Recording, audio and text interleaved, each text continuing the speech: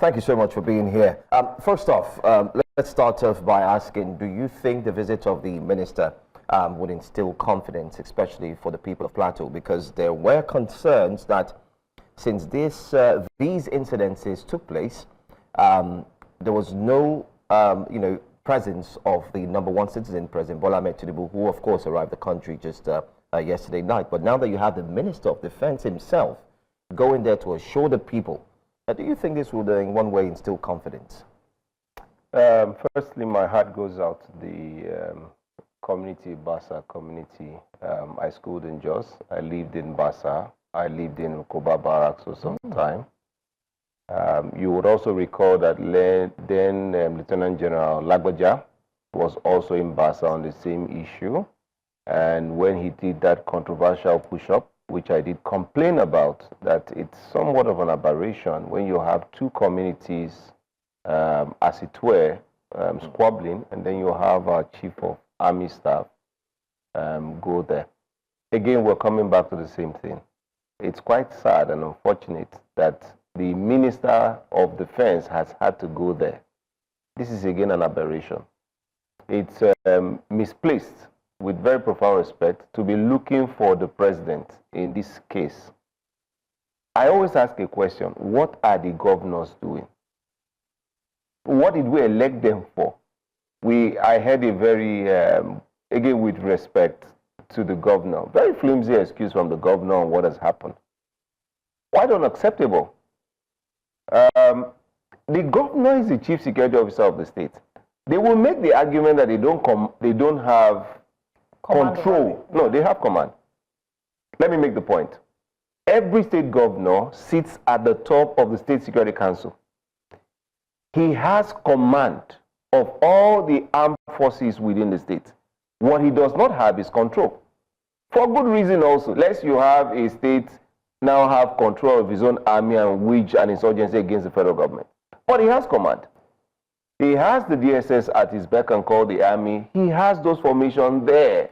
He has the command. So what's really the difference between command and control? How do they exercise both? The word rest, it speaks for itself.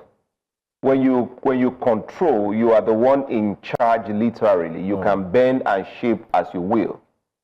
When you have command, in military speak, command is taken to where command becomes more effective. That is to say, you can say, okay, from this joint task force, you can give lawful orders. You can create initiatives. You can deploy resources. You can mobilize the resources. You can move. I was in Jos the other day, just last year. We had an engagement with some law enforcement, or some training we're doing there. And I didn't feel comfortable in Jos because the security looked a bit lax. What we find most times in this state is that we are almost like we're waiting for an incident to occur. Then we react. Correct. And then we leave everything to happen chance. You can see the governor there speaking. It has happened. I don't want to be, you may quote me, but sadly this is what will happen. This will happen again. This incident will happen again. So what do we need to do differently? Because, we've been on this issue for years. Is it beyond our control? Is it manpower? Is it equipment? Is it personnel? Some people were cutting onions for Pastor Koju and Pastor Tune Bakari. I think our psyche as a people has been a bit warped. With very profound respect to all of us Nigerians, I think we are amongst the most unserious people with our own security. Recall that the current DG DSS came out and said that the army cannot deploy to every place. The DSS cannot deploy to every place. Communities must now take the initiative. This is why I blame the governor.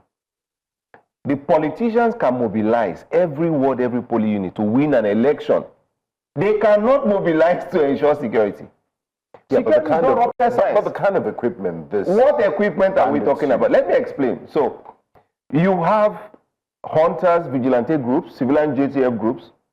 They can be armed with DIN guns. Their classification of weapons are against AK-47. No, I will explain. So, if you develop the system properly, these CJTF and vigilante groups can act as a force multiplier to the main actors. They can corner off areas, they can engage in search and destroy missions. They know the topography, they know the land, they can be mobilized. Let me tell you what happens. In some states, they are paying the CJTF 20,000 a month. Hey. You can quote me, some states in the north. In some states, they don't pay the vigilante people.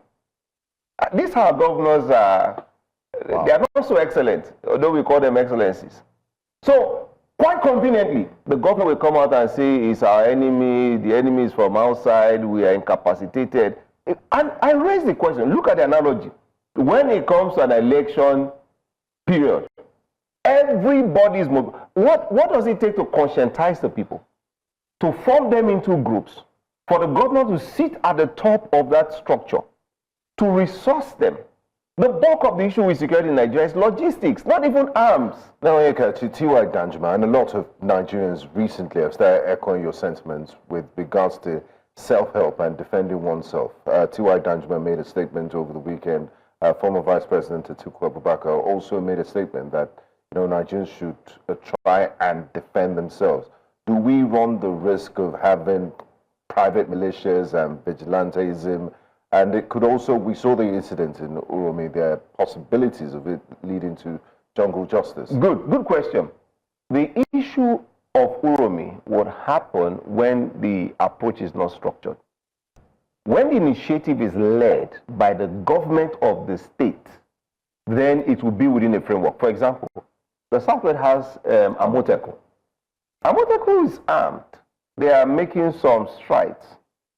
The governor of Anambra, when he came into office, Professor Chukwuma Soludo, he took insecurity head on. He has made some progress. I was in the East this December. I drove on the road. Anambra is looking better. Professor Babagana Zulum moves into the heart of the insurgency with his own convoy. And you can see his own countenance when it comes to the issue of insecurity for his state. You can see the countenance of the Plateau State governor. Again, another person had made an argument and said, who benefits from these insecurity issues? As it were, the political class. Because a narrative is reinforced on the Plateau that, there are hostile people trying to take over, therefore it's us against them, reinforcing such sentiments that favor the political class. So when you are doing an analysis of crime, the question is who benefits from it? Not saying that the governor has a hand in it, but the narrative suits a sit-back approach. The people are protesting and marching on the streets in Plateau, calling on the president, who is in Abuja, but nothing said about their governor. Nobody's saying anything about the governor. There's a local government chairman. Somebody just did an analysis of FAC allocation. They shared about, in February, about 1.6 trillion thereabout. Yeah. The percentage increase sustained from 2023 till date is approaching 100% increment. Is there no local government chairman in Basa local government? What does it take to conscientize, organize, equip, resource, even if it's motorbikes, even if it's on horsebacks? There's a state I visited one of the formations. The commandant told me that for his entire formation, one of the states, I will mention, from Abuja, he gets an allocation of 100,000 every month for his entire allocation. The governor gives a pittance to support that formation every month. But they have a huge sum for security votes. Yeah. Where is the security vote going to? My brothers and sisters on this platform, with 20 million now, you can organize serious chaos in any community in Nigeria. Just 20 million. We've seen people behead people just because they said somebody gave them 10,000 and to go and behead people. Yeah. Let alone 20 million. Let alone estates with FAC allocation. What does it take? For you need logistics. You need to be able to move your people from point A to the point of action. You need to also move them in a protected convoy. Look at the policemen we have across the states. You see them at checkpoints. They don't have bulletproof vests. So what you find is that an AK-47 is worth now in black market 1.5 to about 3 million. Some miscreants come to that military checkpoint or police checkpoint. They waste the life of the policemen. They cut their arms away. So our police are not properly equipped. They are not properly protected. The army, the formations in the different states do not have the logistics Say for Lagos State, where you see RS vehicles around. Yeah. Go to the Plateau. Yeah, but the budget for defense has been increased year on year. Yeah. What difference does that make? Yeah, see, sorry, this we shouldn't be laughing over this. The president has no business with what's happening. I'm just pointing to you the problem that state governors. Nigeria has not been invaded by Niger, by Chad, by Cameroon. Our territorial integrity is intact. The problems we have are problems of internal security. It is pure madness to say that the president must protect every local government. But in fairness to the state's chief executives, yes, they don't have a military background. Where does the help and support come in from? Dear God. So you see some of these governors, if you see the dynamics of their cabinets, they tell you, you never tell the governor the truth. If you tell him the truth, you are out of his fund. Political sycophancy. They don't get proper advice. You get a retired military person. You're dealing with the issue of public safety. Forget the way it is. Crimes of opportunity will fester where they have the opportunity to fester. It's just a crime of opportunity. Where there is no program, what is the state security program? The state governor should share with Nigerians what the state security strategy document states. A state that has witnessed incessant violence. I was in Jos in 2001-2 when that major Jos crisis happened. So you know the background, you know the job you applied for. You took the job, you were voted in. Now it has happened. You are looking for an imaginary enemy. But you have all state governors are powerful. Of course. You remember when Zikke was saying he will revoke federal government parastatals CFO and nothing will happen? The whole power of the state and the title of the land in the state rests and is vested in one person, the executive governor of the state. These governors in Nigeria that we have should become more responsible. So this argument about the president being the one to be held accountable because he's the commander-in-chief is not an argument that this is not the first time. It's a useless argument. It's a very useless argument. So is there a way that we maybe can redefine Nigeria's security architecture or a legal instrument we can use to ensure that we're able to hold, like you said, the governors to account? Good question. On this issue of state police, have you seen the Nigerian Governors Forum go on a protest on the streets of the FCT, claiming that the federal government has stopped them from having their own state police? Have you seen any of them? Under the administration of President Buhari, he floated the idea of state police. Who rejected it? The State House of Assemblies rejected it. Yeah. On what grounds? They said they don't have money to pay the salaries. Teachers are going on protest, as I understand, in Abia State now, for lack of payment of salary. The state governors who don't pay salary are the ones that want to pay state police. Are we joking? So when it happens, they conveniently look to Abuja. But where is the political sincerity on the part of the state governors to address the issues? So what can Abuja do differently? Because it's a collective effort. I know the state governors are domiciled there, but Abuja also has a responsibility. They have huge budgets for defense. The president controls the National Security Advisor, the service chiefs, what have you, directors of SSS, DSS, and all those parastatals. What should Abuja do differently? Yes, so I said that at the onset of this administration, that this administration will fail as other administrations have failed in the matters of security if, one, the president doesn't make it clear to the state governors that they are the chief security officers of their state. He must come outside and make it clear, but he cannot do that because he needs the state governor to win an election. So we have a system that perpetuates itself. But that's what the president must do. You know, sponsor an executive bill, again, on state police. Take, the British have a fantastic system, and also the Americans. Take effective control back to the states. People say if you give the state governors state police, they will misuse it and abuse it. Yeah, is the federal police not being abused already? What's the worst that can happen? Chinese nationals were recording, they were using the state police to go after their political opponents. That's fine, the federal, so that's even a lazy argument again. So let's even face the issues. For state police, do their weapons classification. Class their weapons, first service pistols. Before any weapons will come into Nigeria, you need an end user certificate.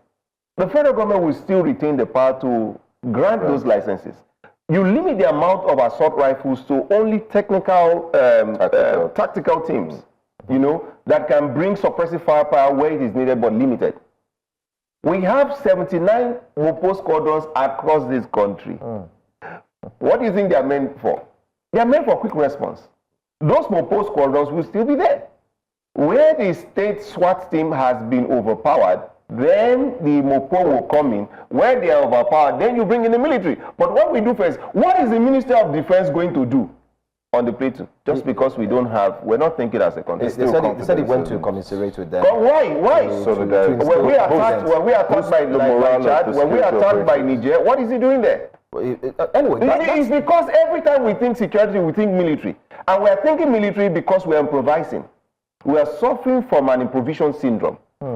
A security architecture was bequeathed to us by our colonial overlords.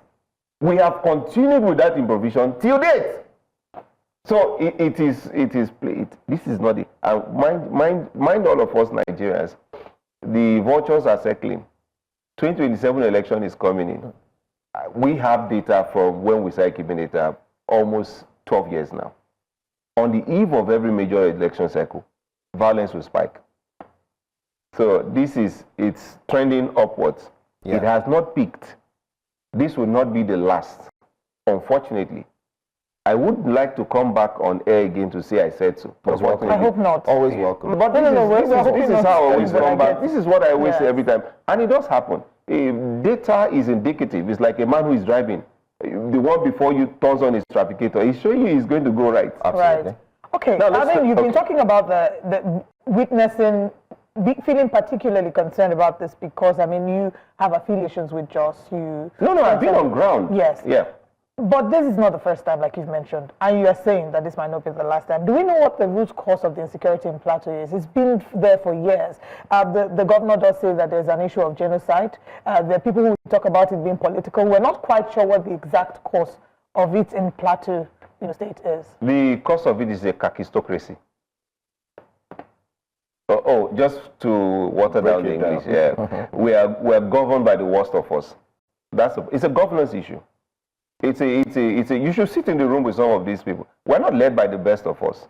You know, with very profound respect to all of them. I don't want to be in front of the National Assembly tomorrow and I'm explaining myself as to what you said. What I said. But clearly, we are not led by the best of us. All these flimsy excuses are useless. They are completely nonsense. To say it's a genocide, to say they walked on the ground. They passed through major supply roads, even if they came to the forest. There is no land in Nigeria that doesn't have family holding it, or a community holding it, or a government holding it. Did they fly? We have a DSS station officer in all the 774 local government councils, government areas in Nigeria. We don't have an intelligence problem. What we have is a resource mobilization problem to address the issue of insecurity, not an intelligence problem. And by the way, the NSA is nothing more than an aid to the president. He shouldn't. That's why you see he shouldn't be speaking on these issues. He's a security advisor, not a cabinet office. His role is not to control the military. To make that very clear, he is to control the 3 major intelligence agencies and coordinate matters of intelligence and provide advice to the president, not to Nigerians. So every time they say he controls the NSA, he is his aide. State governors have their own SSA now. They have their security advisors also. Yes, they do. Yes, so what does that do? So the problem we have in Nigeria is our governors. Now, Onyekachi, I want you to sit back for a bit and look at what we have and point to the positives and where we can begin to turn the curve in our favor. If you look at the Nigerian Air Force, for example, their inventory, they've improved in the last few years. And the Navy too? Yes, and the Navy, you know, their UAVs, Tucano jets and what have you. How do we use all of this sophisticated weaponry in our favor? And what other positives do you see? Because there are people watching and it feels like doom and gloom. No, so for the Super Tucano, we got a stripped down version of the true capabilities of the Super Tucano. So if you mention it as a complex fighting machine, it's not in its full... but we're not fighting conventional. Yeah, so even that's why we went for the Super Tucano.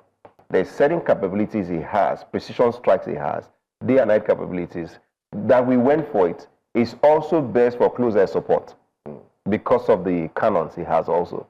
But we didn't get everything we paid for. That's an aside. There are several equipments we paid for in Nigeria that have not arrived. America owes. Well, we're in a state of geopolitical unrest where we are competing between different nations and interests in Africa and on the global stage. So it's in nobody's interest to have a fully virile, fighting, well-equipped Nigerian army that we go back to the days of ECOMOG, when Nigeria held sway in West Africa. In West Africa, and by extension was a major power bloc in Africa and could block any other interest. So it's not in the U.S. No, not in the U.S. informed interest, not even in China's informed interest or Russia's informed interest for Nigeria to stand on its feet. In 1980, no, the positives. I need to. Let me even just say that we built 60 ABT aircrafts in Nigeria. We're poised to become the aviation powerhouse in Nigeria. And what happened? You should ask the Nigerian Army and the successive military administration that put us where we are. So we're just coming back to invest in naval platforms. So, on the positive, unfortunately for all of us, you cannot put something on nothing. I see no positive. Yeah, there's no positive. We are postured to react. We are not postured to respond. We are not postured for risk preparedness. Our security culture is not drilled. Our level of appreciation of situational awareness or security education is poor. We don't even do security education in social studies. You understand? We are firmly religious. We would rather plead the blood than be serious with our security. And profound respect, it's not that the blood doesn't work. But even Israel has, according to reports, over 1,000 nuclear warheads. They have the Iron Dome system. I don't know who pleads the blood better than Israel. They're in the midst of a hostile environment, and they are thriving.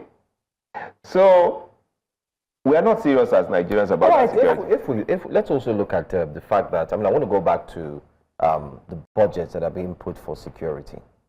Every year we see a review, an upward review. Even this last budget, it was taken up, a review upward, an upward review. What is the problem with Nigeria's security budget? Let me is it that it doesn't get to, because also I just want to add, while you touch on that, we've also seen videos recently of security agencies, police officers, army, now making videos and calling on the government and saying, help us, we are dying, look at what we are going through. The one we saw yesterday, an amateur video where the police officer was saying they were told not to go after the insurgents, that they're playing politics with this. So my question is in two parts. My first question simply is, what's happening to the budget? Why is it not meeting its needs? The second question is, do you think that this insecurity crisis is being politicized? So first, to that video you spoke about, it's you cannot verify the claims in those videos, so I would not speak to. I would just discount them. Okay. The other issue of budget, in its real form, the budget is not enough, because in terms of our defense capability, we are significantly interdependent.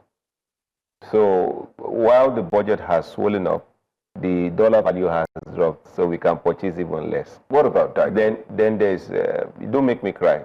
Don't even make me cry. Don't make me cry. DICON is trying.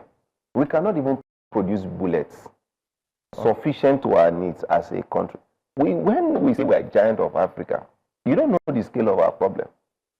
DICON cannot produce the amount of bullets. We say import bullets. Before this DICON matter came up, I'm not sure what. So I was talking about the budget. Yes. The budget. The budget. DICON, may God help us. We have federal colleges of technology across this country. We are not technology in nothing. That's a daikon problem. And there is no super great power today that its defense industry has thrived under government control.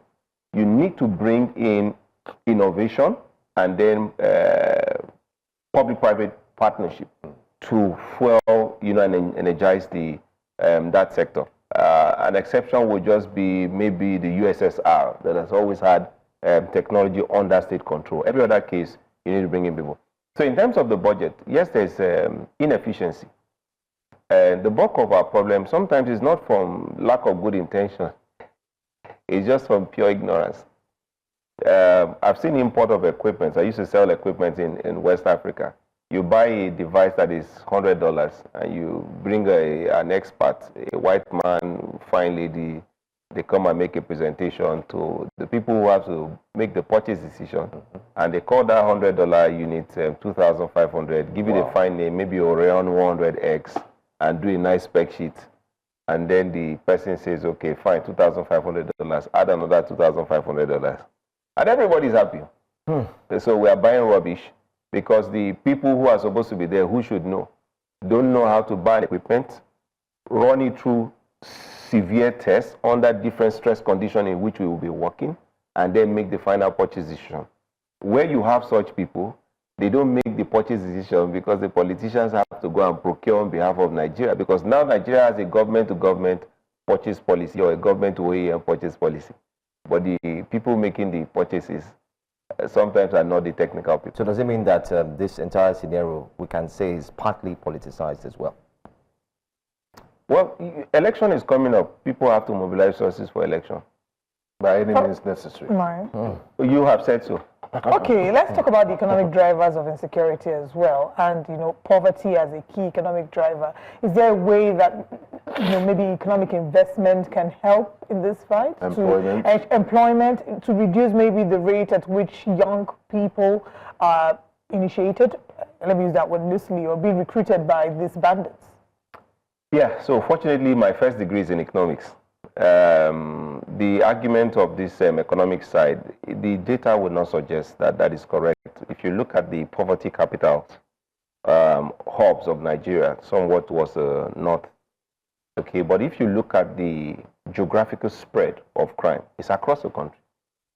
So you cannot say it's poverty induced, So we have in Nigeria what's called a wicked problem. A wicked problem is a hydra-headed problem needing some multiple layered approach to resolving it. So yes, if people are busy, they will tend less to crime, which is why the crime rate in Lagos, not because Lagos is doing anything particularly fantastic. Lagos doesn't have the dynamics of Edo, for example. You won't find land in Lagos in the first instance. Where you find them is over-speculated real estate people. So you won't have hubs for people to operate. So we don't have an insurgency. We can fool ourselves and say, oh, Lagos is fantastic, but the dynamics are different, okay? Yes and no. For our case, the data in Nigeria will not suggest that because of poverty, people are tending to crime. Because innately in us, we're very cultural. We're very conservative as a people. If you remember growing up in the villages, we slept with our doors open. We have not lost that essence completely. What you find in most of the crime stats is that the crimes are politically induced. One, some politicians will arm some thugs to destabilize their opponents in the strongholds of their opponents. Post-election, they abandon those idiots. They've been weaponized. They have arms. They have to fend for themselves. And they go on unleashing mayhem on the people. Another 4 years, they come back and recruit those same people. Now, as long as the government doesn't pressure them and allows them to do their business, but supports their election campaign, it's all fine in Sicily. Everybody just, reinforces each other. How did Boko Haram come about? You say, okay, support your argument with fact. Boko Haram existed, first of all, as Ekomog boys. In Adamawa, you have, till today, what you call the Sheila boys. In Lagos State, you have the National Union of Road Transport Workers. With profound respect to them. Or you can call some of their elements area boys. Agberos. So, this system, but in Lagos State now, the Agberos now, they are big boys because on a daily basis, I think as at the last 5 years, they said they generate about 1 billion yes, every day. Yeah. They are big boys. There's one close to where my church is now. Built this fantastic house in less than 6 months. It's killing ram and cow every other day. Business is very good. So Lagos enjoys some peace. Now, Onyekachi, let's talk about the strength, personnel. Yes. Mr. President said, you know, during his campaign, they employ 50 million youths into the army, give them cassava gari, and it went viral. But looking at the numbers we have, and vast ungoverned spaces in Nigeria, some analysts have said we have a numbers problem, that we don't have enough personnel. There's only, I believe, Depot Nigeria Army can, in a year, recruit up to 6,000, if I'm not mistaken, and NDA and all the armed forces, and also the Nigerian police. So what can we do to encourage? Is it that people don't want to join the armed forces, or we don't have the institutions to absorb them? Which you mentioned, Depot Nigerian Army. The NDA was attacked the other day. That brigade in Abuja was attacked. I don't know what it is. It's not a numbers problem, really. You can't turn the entire Nigeria into a barracks. I know you took a small swipe at the president on the Gari beans Sewa, but I'm thinking that maybe he was thinking about agriculture, because you didn't unemployment too. Unemployment, yeah, because the truth is, to your point, very valid point. The bigger problem we have is the problem of food insecurity. Look at where these issues of so-called farmer-header clashes are occurring. Run the stats. Do like a geospatial representation. You will find that these incidents are occurring within the regions of our food basket. From the belts in the northwest, the Alagamo forests, follow to Niger, to Benue, to Plateau, you go back up to the northeast, within that belt. What is at stake? Food insecurity.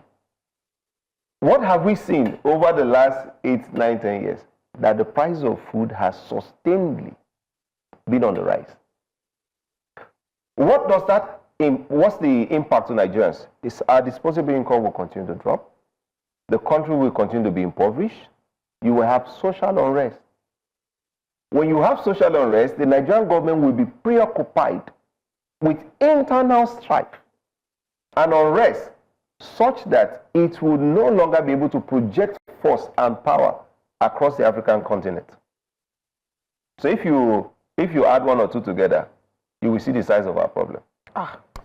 Well, this conversation is one we'd love to continue, but as we wrap up, I mean, they've said there's no discussion of you can't build on nothing. No, there's no discussion of state police. Oh, the National Assembly, I mean, on Thursday, the FEC have come out to say there will be no discussion of state police. Conveniently. Yes, conveniently. The Minister of Information has said that.